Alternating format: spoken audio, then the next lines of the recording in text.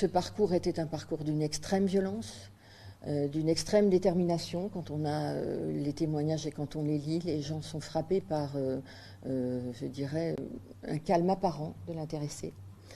Et que, également, lorsqu'il est confronté aux forces de l'ordre, il ne s'interrompt pas et il se livre à des gestes qui ont pu laisser penser qu'il était porteur d'une ceinture d'explosifs, ce qui explique que la zone ait été neutralisée pendant de longues heures pour permettre aux artificiers d'intervenir par la voie d'un robot pour s'assurer que ces explosifs n'étaient pas détenus par le mis en cause. Il est né en 1997.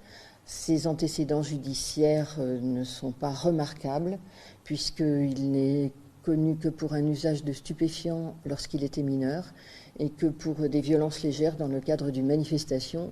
On a pu depuis savoir que c'était une manifestation qui était celle de Nuit debout qui avait lieu à l'époque.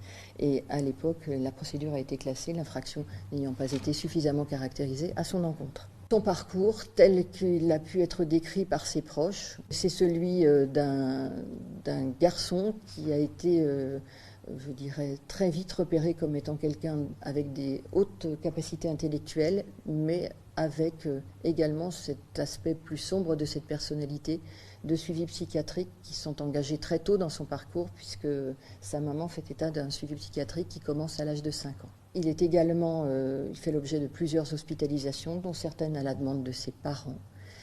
Et au final, d'après les derniers éléments qu'on a, mais qui là aussi seront à parfaire par l'enquête judiciaire, eh bien, il sort du dernier établissement psychiatrique qu'il fréquente en mai 2019. Il est alors soumis à un traitement médicamenteux qu'il va interrompre en juin 2019.